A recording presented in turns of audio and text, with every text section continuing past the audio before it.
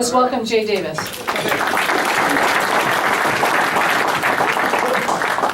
Thank you. I'll get over here. I love that picture. That came to me from Hudson Retirement. I thought my next career would be to drive a cab.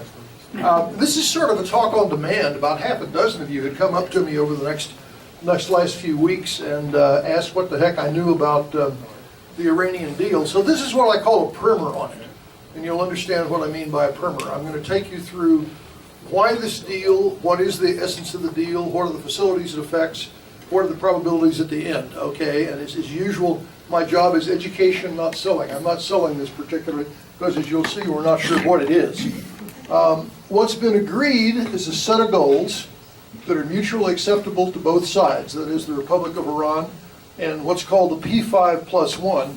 The P5 are the permanent members of the Security Council, who all are also the declared weapon states, plus Germany, are the negotiating parties. The implementation and protocols for this, for declarations, inspections, and rollback of sanctions are still to be negotiated. What's desired is known, but how you're going to get there is not yet known.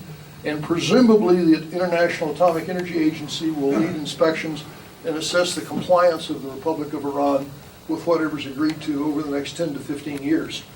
Now, that said, the best assessment to date is Sean Kerry's. Nothing is agreed until everything is agreed. This is really tricky. There are a lot of set of goals, but how you get there and how you're sure that you're safe and they're satisfied are very, very hard.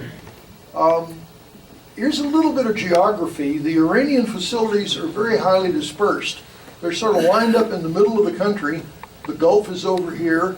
Afghanistan, Pakistan are over there. Sea of Azov is up there. And remember, this is a very sophisticated, highly defended country. It's got an excellent air defense system, very integrated, very good. These are Shiite Persians surrounded by Sunni Arabs, so they feel themselves constrained and have been for 1,000 years. So much of the drive for this has very little to do with the United States, very little to do with Israel, an awful lot to do with the past 1,500 years of history in the Middle East, okay? So there are old issues being raised. I'm going to run you through most of these facilities, which I think will impress you. But remember, this is deep in the middle of the country, so if somebody casually says, go knock out their facilities, you're going deep into somebody else's country. The major concerns are these. There's the concern about plutonium production from a reactor at Bushehr and plutonium and heavy water production at a different reactor at Arak. This is the path to plutonium weapons. There's uranium production from centrifuge facilities at Natanz and Fordow. Uranium chemistry and metal production at Isfahan. And weaponization work, which in our world is the lab's job, explosives, fusing and firing neutron generators and so forth at Parchin, and we don't know what. Iran is a signatory to the Non-Proliferation Treaty, and under that treaty you're supposed to give the IAEA advance notice of the construction of nuclear facilities, literally so they can come in and begin to follow the facility from the conceptual drawing forward before you ever get in the ground. They have notably failed to do that. In some of these facilities, particularly Natanz and Fordow, we discovered only after Iranian dissidents divulged them to us. So the Iranians have a record of not quite living up to their obligations. This is the reactor. This is the reactor at Bushehr when it was under construction. This is on the Persian Gulf. I've been in a lot of industrial facilities. This one is on my list of top 5 prettiest places to build something. Doesn't that look nice? That's really nice looking. Here's one reactor dome. There's the cooling tower under construction. You'll see it again in a minute. This is to be a major power station with potentially 8 reactors. These are boiling water design reactors, probably 700 megawatt electric, all Russian technology from sort of the second generation of Soviet reactors. Here's Bushehr actually in testing. There's again the dome, and now the cooling tower is complete and chugging along. This is not what you think of when you think of the Middle East for landscape. It sits on the Gulf and it's really quite attractive. So the part of the deal that affects Bushehr is it will get the full set of IAEA monitoring as a commercial and commercial production reactor. That means every bit of fuel in, every bit of used fuel out, every upcycle, every downcycle, every refueling is totally inspected at all times and is transparent. There'll be inspectors there all the time. All the spent fuel will go back to Russia, so it will not be processed somewhere else to extract weapons-grade plutonium. What's called the additional protocol, which are the new rules put in place after the Pakistani cheating, will be applied, and that includes unnoticed inspections. Iran has pledged under this deal to not develop reprocessing capability, so no ability to extract plutonium from spent fuel. So that blocks one pathway to weapons. And as I said, the site may eventually grow to 8 reactors. So this is a big industrial bet on the decline of oil from an oil-producing nation. That's not a small reactor part. The smaller reactor at Arak was a great deal of concern. This is a 40 megawatt thermal reactor. Just to calibrate your minds, the 5 reactors we built at Savannah River to make plutonium for our weapons were between 2,400 and 3,000 kilowatt reactors, so between 50 and 100 times the size of this reactor. Diablo Canyon's power reactor, whereas this is a heavy water reactor, nicely optimized for plutonium production, which is what our reactors were. The deal on this reactor is that it will be converted to a research reactor. The core will be modified so it cannot easily or readily produce weapons-grade plutonium. This is a big concession. They'll re-engineer and reshuffle the core. And the Russians are already advising them on how to do that. The facility will be run as an international research facility. It'll make isotopes for materials research and medical applications.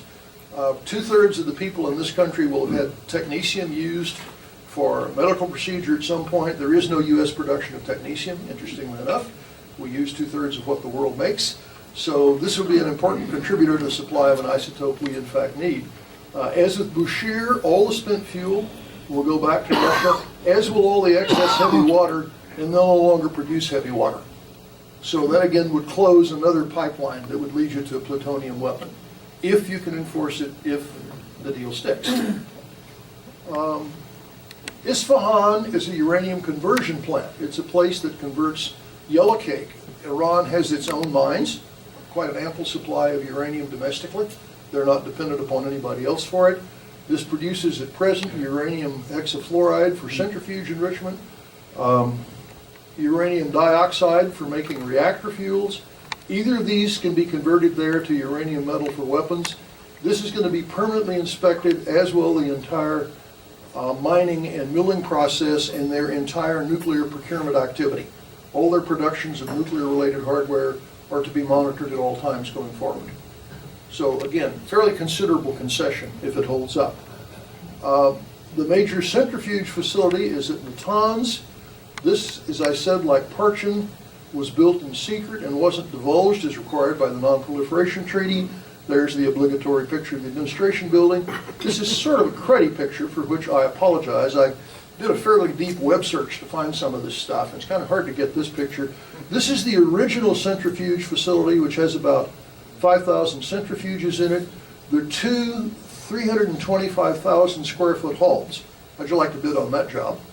They're built underground. They're built underground with what we call burster slabs. The building is buried about 30 meters deep. You backfill with about 10 meters of soil. You pour about a 3-meter concrete slab with heavy rebar in it, more soil, another slab on top. That's to defeat penetrating weapons, to make it hard to take out. And this would be sized for thousands and thousands and thousands of centrifuges. The other centrifuge site, again another unknown one, is at Fordo. It's 260 feet down under a mountain. A very hard target.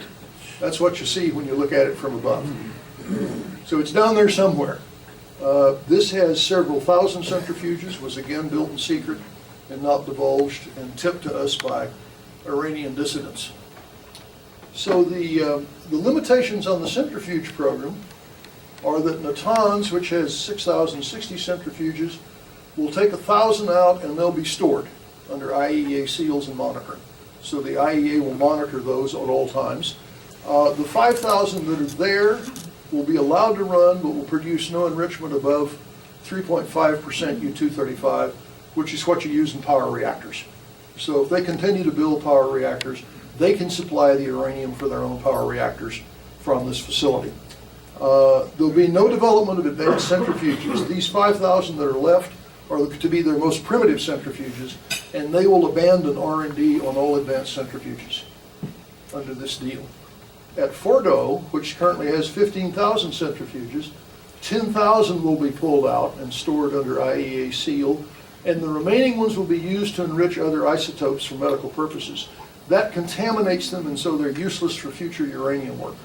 So once they've been fed technetium or something like that, they can't be used again for uranium. So they go off the uranium production line.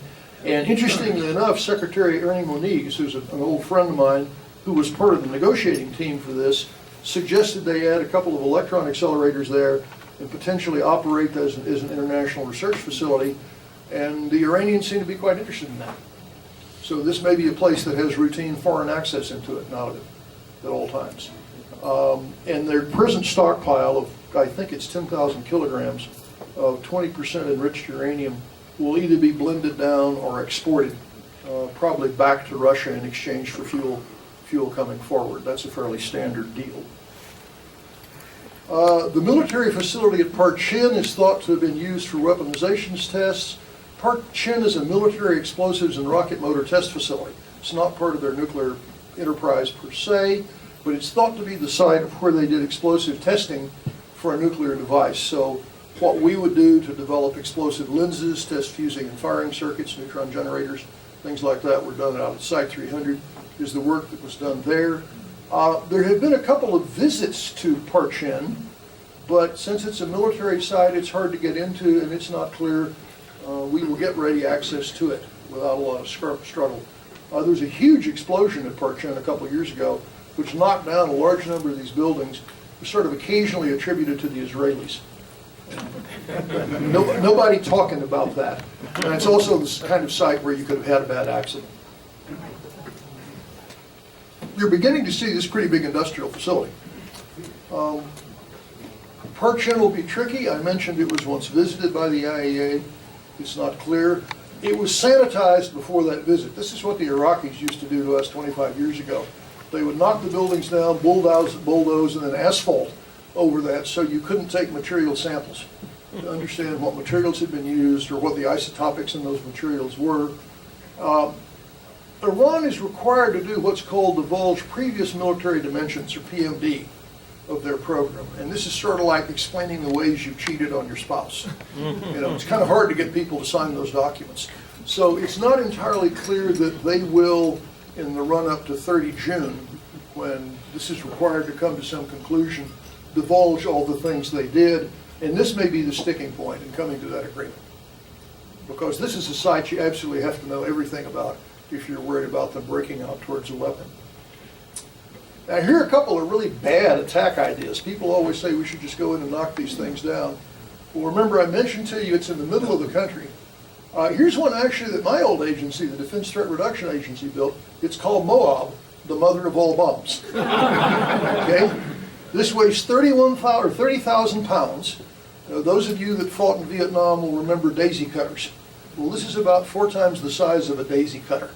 It's a fuel air explosion. You drop it, and at about 200 or 300 feet, it spreads out this fog of fuel. In the old daisy cutters, it was propane. In these, it's mostly metal oxides. And then the explosive actually ignites that cloud, that fog of fuel, and it produces a gigantic slow-moving pressure wave. Milt is grinning because Milt has been the father of some of these for a long time. And it basically will flatten anything within sight, but it's not going to go deep and get after anything. Yeah. So if somebody's buried their facility, you know, it'll tear the town up, but not get the wine cellars, which is not a bad trick.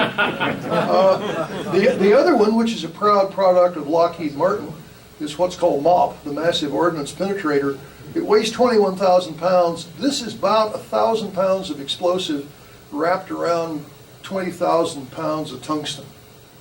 And its intent is to just drop as fast as it can, go as deep as it can, and then go off. And these are sophisticated weapons. I mean, I introduced you to the notion of burster slabs.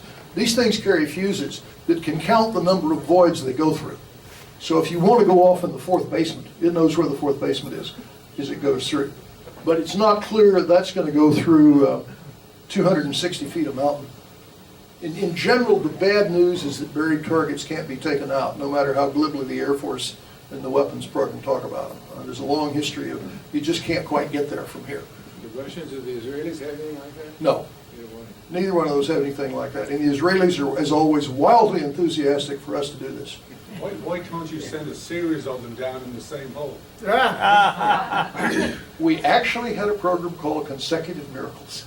When I was director of Redemption, we had a program called Consecutive Miracles, and it does work.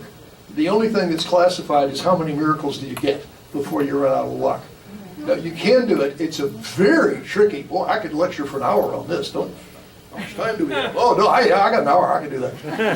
You have to time it with exquisite precision, because you want to hit the hole before the rubble that's gone up in the air comes back down in the hole again. So it is really a matter of elegant timing as each weapon comes in, and we can put them in the same hole. The problem is this is the full upload for one B-2. So how many B-2s are you going to commit to this one mission? Jay, Yeah. there's one other point. You have to prevent the blast from the first setting off the follow-on. Oh, setting all, yeah, there's a fratricide problem as well, but that's an old problem, yeah. I mean, my comment, every time somebody gets wildly enthusiastic about this mission, I remember General Tony Zinni, who fought and was badly wounded in Vietnam. Tony was the commandant of Special Forces when I was at the Pentagon. And years later, when Cheney started talking about going to war in Iraq, Zinni's famous comment was, "I am always impressed by the courage of those that have never heard a shot fired."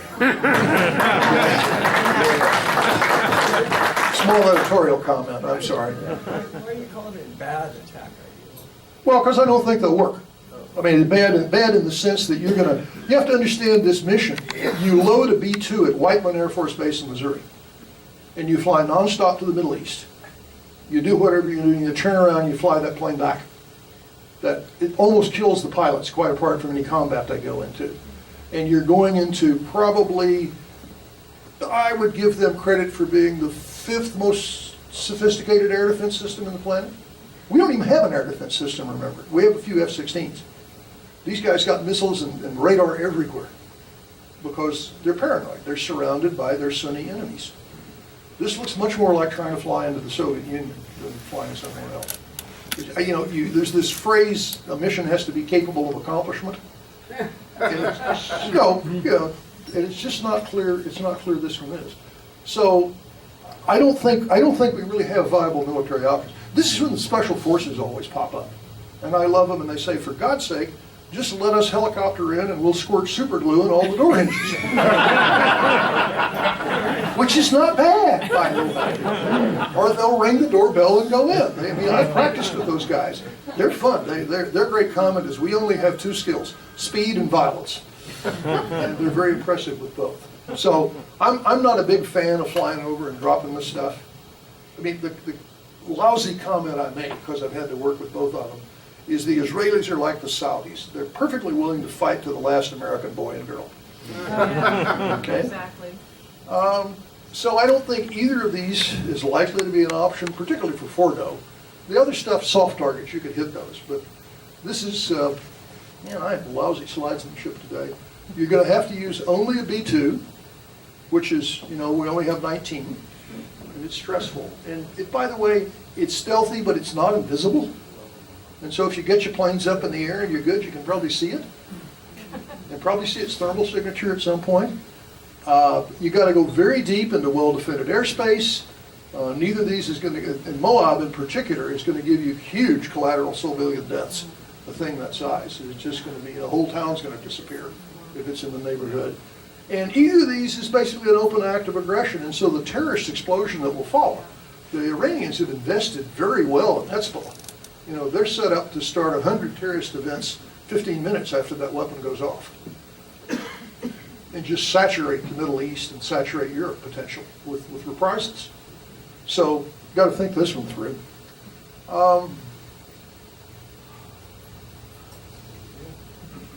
Boy. Would that terrorist explosion be organized or just a bunch of terrorists?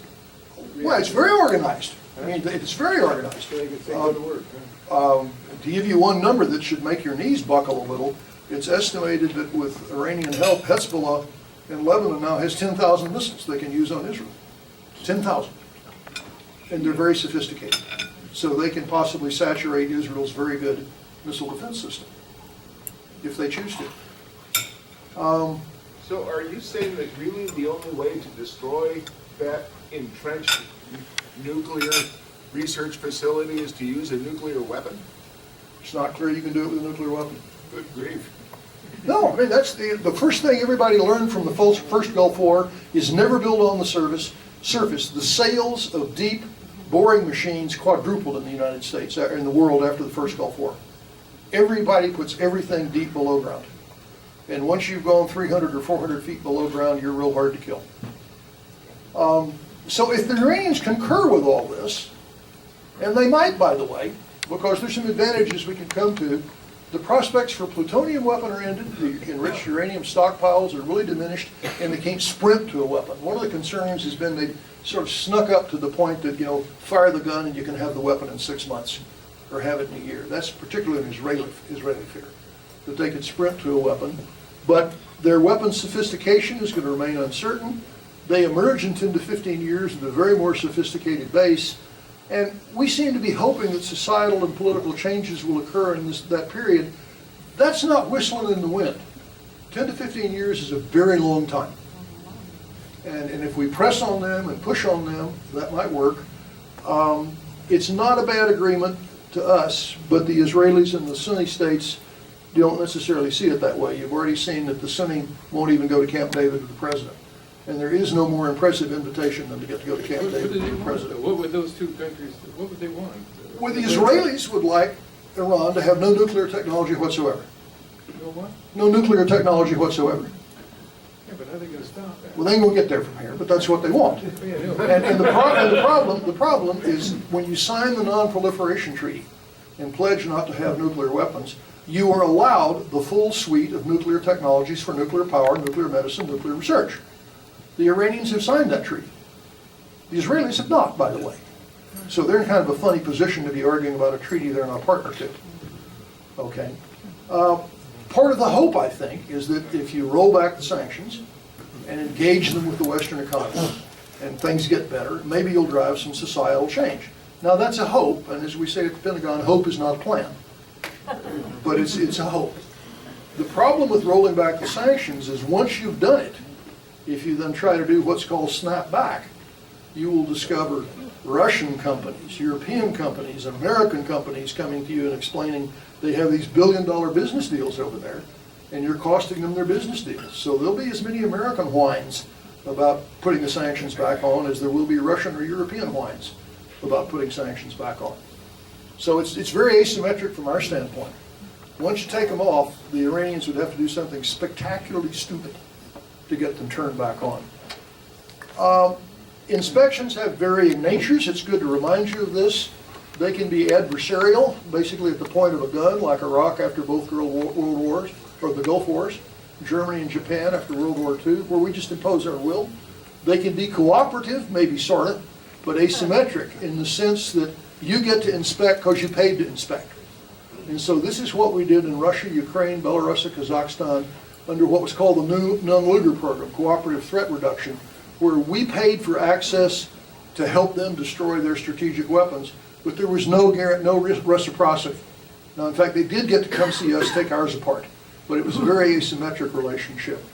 I suspect the Iranian inspections will look like this because what we're paying for, how we pay is by relaxing the sanctions. So that's the apple we will offer them, or the carrot. And then, of course, the reciprocal inspections under treaties, U.S., Russia under START 1, New START, NATO, and so forth, conventional forces in Europe, where the same rules apply to all parties. And you have to be very, very careful because it's the most legalistic thing in the world. I'm not kidding. You can't use a yardstick when the treaty says a meter stick. That's not a joke. That's how strict it is. I've done all three of these out in the field in my past. I suspect, as I said, this is where we're going to end up.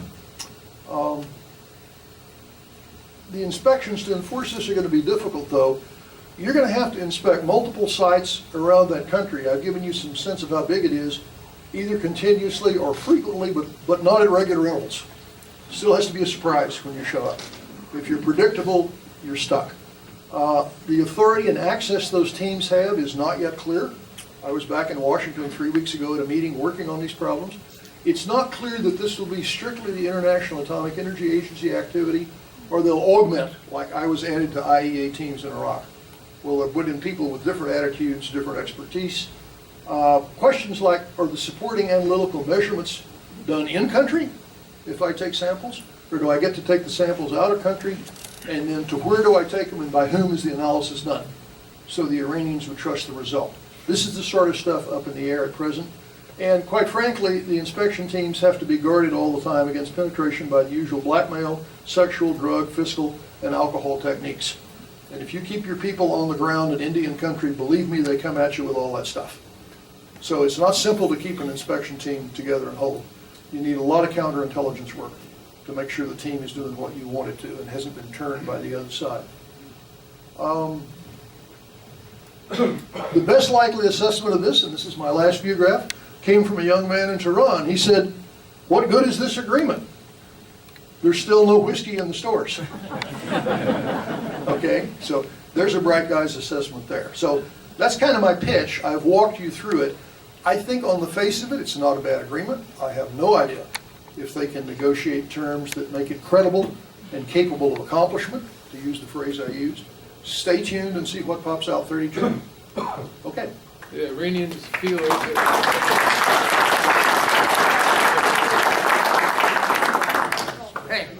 What's the timescale of implementation? The timescale of implementation is also up in the air, because the Iranians have said when the agreement is signed, all sanctions are supposed to roll back that moment. And we have said sanctions will roll back based upon your behavior. So that's an item under discussion between now and 30 June. Bill? What's the deal with regard to the dissidents in the U.S. Congress against this? What's the sense of the Congress against it? Why are they against it? Several people. Well, I think the Congress are against it because the Israeli lobby wants the Congress to be against it. That's probably reason number one. I think number two, properly, the Senate is probably saying this looks kind of like a treaty. And it seems to me that the Constitution says we get to chop on treaties. That's a non-political comment. I can imagine senators that would like the treaty raising that issue. It's become, with the Congress and the President, a matter of trust. You know, is he giving something away? Quite frankly, this is when I always like to quote Churchill, you know, jaw is better than war. If you can tie them up in something like this for 10 or 15 years, that's a long time. Yeah, Mark. So, from your assessment, if I understand, we really don't have a viable military operation. Our existing situation with continuing sanctions and no agreement doesn't seem to be shutting them down. This is an agreement that perhaps has some good points if implemented well, but of those sort of three general choices, it seems to be the least bad to pursue. I mean, there doesn't seem to be any other magical one where, you know, they'll see the world from our view immediately. We'll magically be able to force them to do something. So, I mean, do you see any other great big things we're missing? I mean, we don't seem to have much choice to sit down and do the best we can. I think your characterization of least bad is probably It ain't great. quite realistic. It's just you know, having been the most military civilian you will ever run into, just can't find a military option that makes my heart pound. Right. Unless you really do want to go back to serious war against a serious opponent and take the losses, and it would probably look bigger than Vietnam. If you want to shut this down, you're going to occupy the country. Now, we have put a lot of pain on them through the sanctions, and that is really working, and they understand the cost. The problem is we're dealing with a country in which the Republican Guard now is in control of much of the economy. And so the pain isn't, you know, the average citizen feels the pain. The folks at the top, it's kind of like trying to motivate North Korea to do good things. You know, there's a buffered set of people at the top that are perfectly isolated from the pain of the population. It seems like the sanctions have brought them to the table, but there's really not much more we can get out of those without talking. I think you're right. And so it'll be interesting to see if we come to an agreement, and I can make no prediction about that, what the rollback and snapback provisions on the sanctions are. So it's 1:30, and I would like to just thank Jay for